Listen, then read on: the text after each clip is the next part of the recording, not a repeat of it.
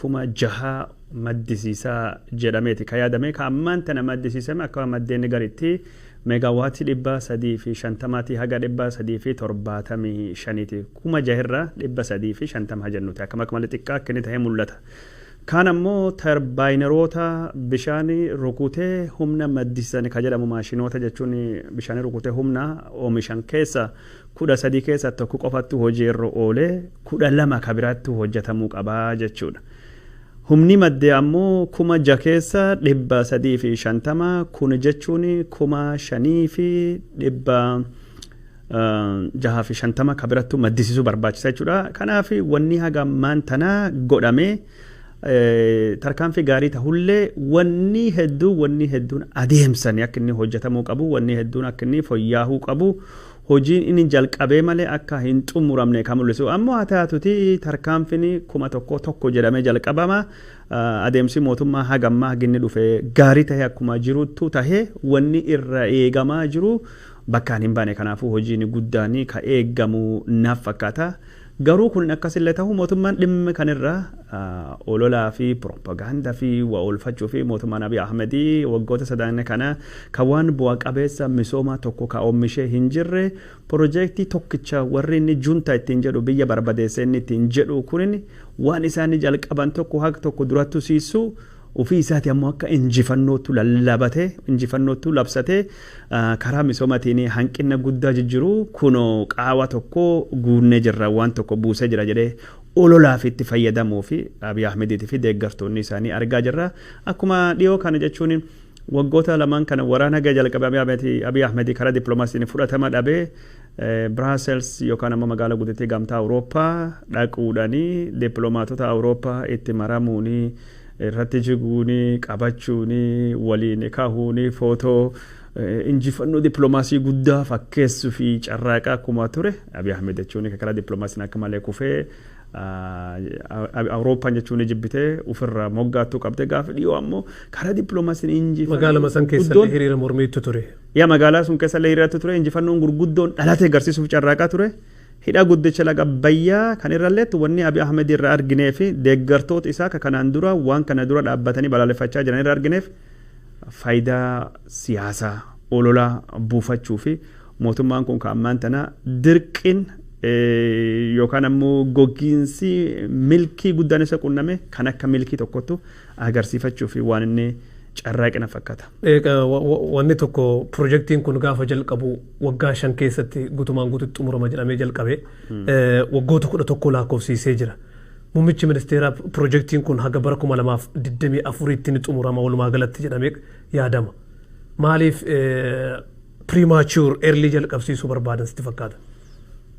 Duratti dubbadhee jira mootummaan milkii waan jedhamu tokko wanni Abiy Ahmedii argate karaa misoomatiin yoo paarkiilee taate malee yookaan waan bilicicii Finfinnee keessattuu asii achi godhee jedhu malee Abiy Ahmedii waggoota sadaanee bulchee jedhu kan keessatti waan milkii fakkaata waan uummata Itoophiyaatiif bu'aa buuse yookaan ammoo waan adda tokko ka bulchiinsisaa godhe jedhee ittiin haasawatiin hin jiru.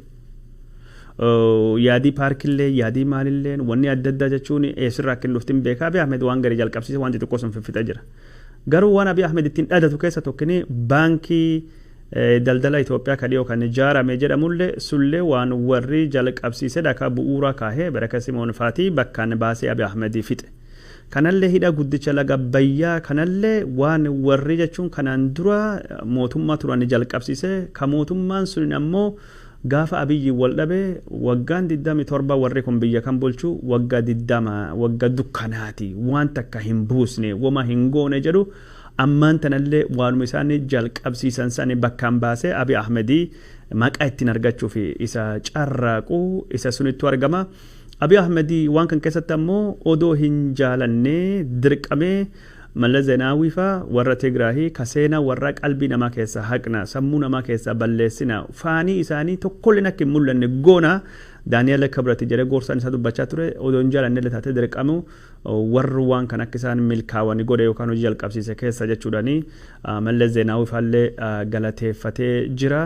Abiy Ahmedii jechuun waan kan inni ammaan tana kan dibbeedhaanuu barbaadeef bu'aa ta'e irra buufachuu fi hojiin ta'e hojjetamaa jira bulchiinsi kiyyini waraana Tigraay qofaan hin kahu yookaan ammoo waraana Wallaggaa fi ammaan tan ammoo gara Shawaa keessatti babal'achaa jiru godina Gujiitiif Booranaa keessatti deemu qofa osoo hin taane waan misoomallee bulchiinsi maqaa waan dhahamuttuu jira jechuudhaani waan waa hojjechaa jiru waan waa buusaa jiru uffakkeessuu fi godhaa jira karaa kanaan jechuun ololaa fakkiin irraa faayidaa buufatu. Mee waa'ee saamicha seenaatti haa deebinuuti akkuma ati maqaa kaaftee muummicha ministeera duraanii obbo Mallas Zeenaawii hidha kanaa walitti qabateeti maqaan isaanii yeroo hedduu ni ka'a.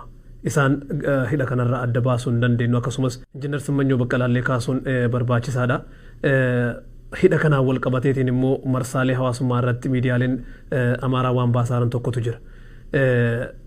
Hidha kana ka jalqabsiisee durirraa yaanni isaa ka wixiname bara mootummaa Haayila Sillaaseeti waan jedhu. Qadaamaawii Haayila Sillaaseen achii as jammaruutu waan jedhu jira. Isa kanaan saamicha jechuun ni dandeenya. Itoophiyaa keessatti seenaan kalee seenaan fagoolleen haaliin ittiin ka'u yeroo hundaayyuu waan akka malee nama falmisiisuu fi waan akka malee mamii kaasu. Maaliif Itoophiyaa keessatti seenaa yeroo hundaayyuu siyaasa sirna moototaatii fi yookaan ammoo warra aangoo irra jiruu fi akka inni oolutti waan himamuu fi waanuma kalee barreeffatanii dubbatanillee yoo garii yeroo isaan jijjiiran akka biraatiin dhiyeessaniitu jiran seenaa gosa kanaatiin revisionist jennaan akka warraa ta'utu irra deebisanii hojjetan yookaan ammoo seenaa gootummaa yookaan ammoo jabeenya beekamtii nama tokkoo fudhatanii ka ofii godhachuutu jira seenaa kanan ammoo usurpation jennaan jechuun hanna ka jennuun jechuun usurp jennaan jechuun seenaa nan bira fudhatanii jabaa nan bira fudhatanii akkuma seenaa Solomoon seenaa Israa'elii seenaa warra Aksumoota Tigree warra Amaaraa fudhate yookaan gootummaa Oromoo fudhatanii yeroo garii ka ofii ittiin godhatanii waraana Duwwaallee farattu akkuma agarre seenaa nan bira fudhatanii ka ofii godhachuu waan baratam yookaan ammoo seenaa nama beekamaa jabaa ka ormaa bira akka hin dubbatamne godhuu awwaaluu dhoksuu argina kun ammoo yeroo seenaa keessatti seenaa sabni bira yookaan namni bira gootii keessa bayoo hojjetu historical figure nama seenaa qabeessa yookaan ammoo historical event taate seenaa qabeessa tokko dhiisuudhaan omishin jennaan omishin kan keessatti jechuun yeroon kun yeroo qaroomii Itoophiyaa hin jirre yookaan ammoo yeroo dukkana fedhanii yeroo dhiyeeffamutti jira jechuun amma yeroo qarooma agoofaa yeroo Oromoon Itoophiyaa keessatti babal'atte yeroo Islaamii Itoophiyaa keessatti bulchiinsa ol aanee ol ka'ee yeroon akkasii kun cuftuun Itoophiyaa keessatti seenaa Itoophiyaa gurraachaa yookaan ammoo seenaa dukkanaa jedhamee kaafama yookaan ammoo seenaan kun hin barreeffamu hin barsiifame jechuudha. Wanni nu kalee garree ka Haayile Sillaasee irrattuu dubbatame ka hidha guddichi laga Abbayyaa Haayile Sillaaseen taanan warri mootota sirna mootummaa Abiy Ahmediitii fi suniin duraa fi jiran ka Abiy Ahmed akka fakkeenyatti ilaalle gumaacha guddaa qabaachuullee baatu karaa tokkoon seenaa warra hidha guddichi laga Abbayyaa ka jala qabee ka warra Tigraay Hadigii kana fudhannaa ka Haayile Sillaasee goona waan jedhutu jira deeggartoota Abiy Ahmedii gammachiisuu fi kunam hanni seenaa jechuudha. Karaa biraatiin ammoo hirmaannaa warra kanaa xiqqeessinaa jedhutu jira yaadii biraa yookaan ammoo hirmaannaa warra kana daganna omiitu goona ka jedhutu jira.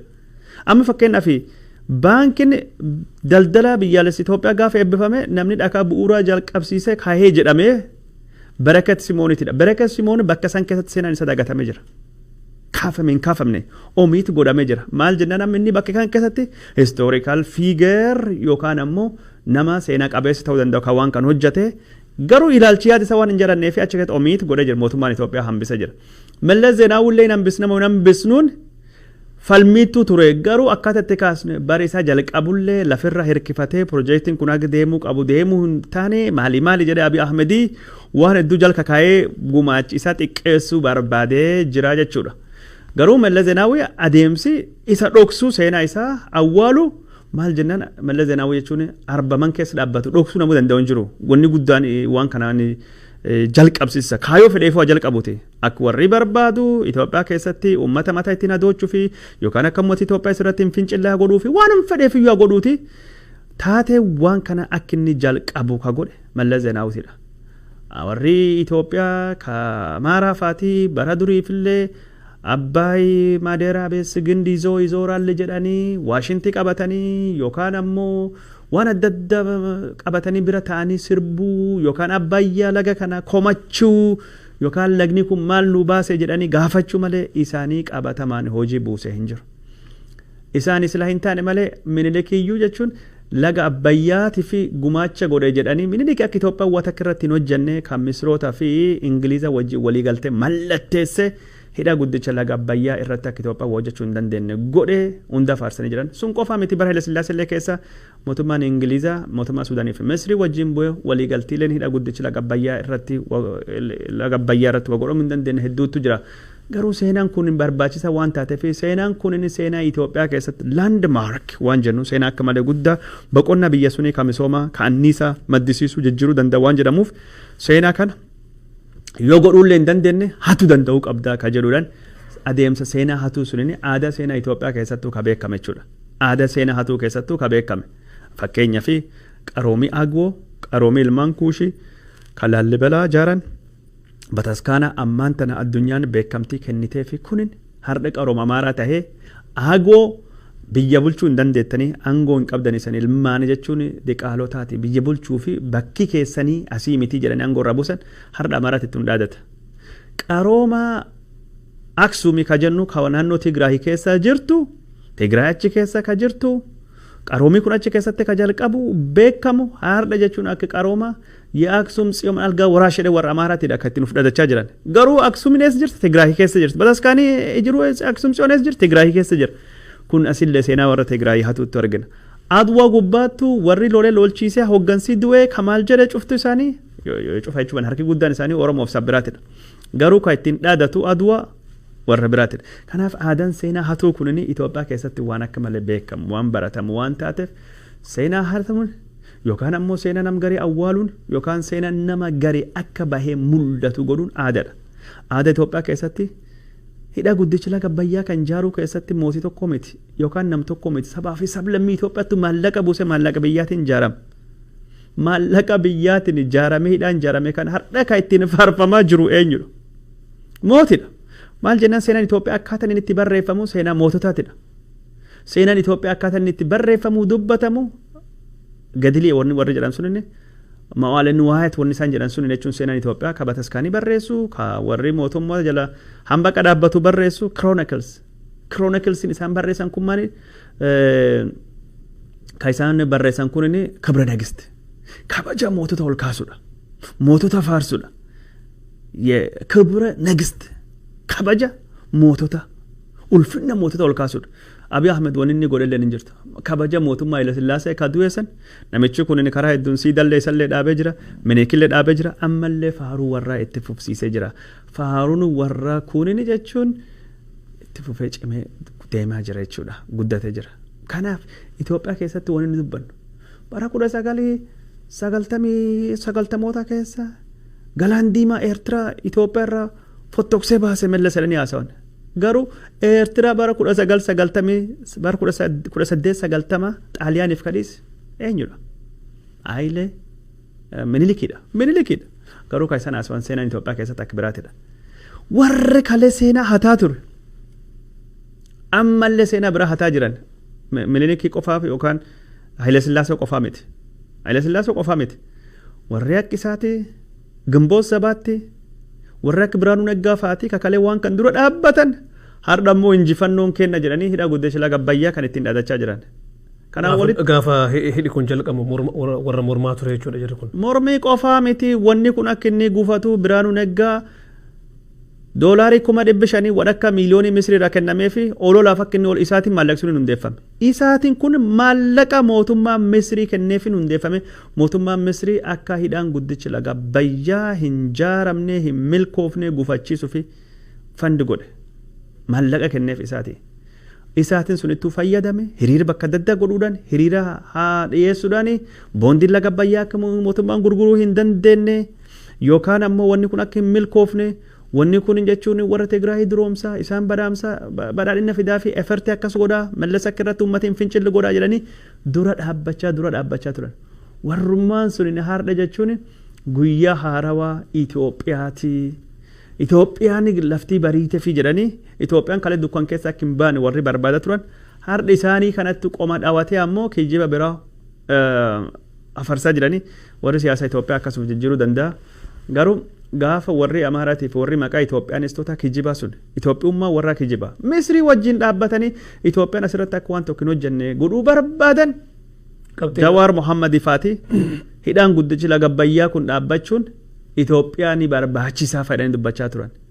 Jawaar Mohammadi san hidha guddichi laga Abbayyaa Itoophiyaa fi barbaachisaa Oromoo maaliif deeggaruu qabaa ka jedhe har'i gaafinni kalee gaafinni mana hidhaa seenetti ergama Gibxii jedhanii Biraanuu Naggaa Faatii matan. Ergama Gibxii ta'uun isaa kan mirkanaa'ee miiliyoonii wadhakka Misrii irraa fudhatetti Jawaar Mohammad ergama Gibxiitti ni matan. Daani'eel Kibrati hidhaan guddichi laga Abbayyaa ka akka milkoofne godhe ummata islaamati jedhe dubbate kanaan dura gaazexaa isa gubbaattu barreesse. Garuu ambasaaddera tahee waan kanaaf ka dhaabbate afaan arabaatiin dubbachuudhaan dippiloomaasii ka hojjete ijoollee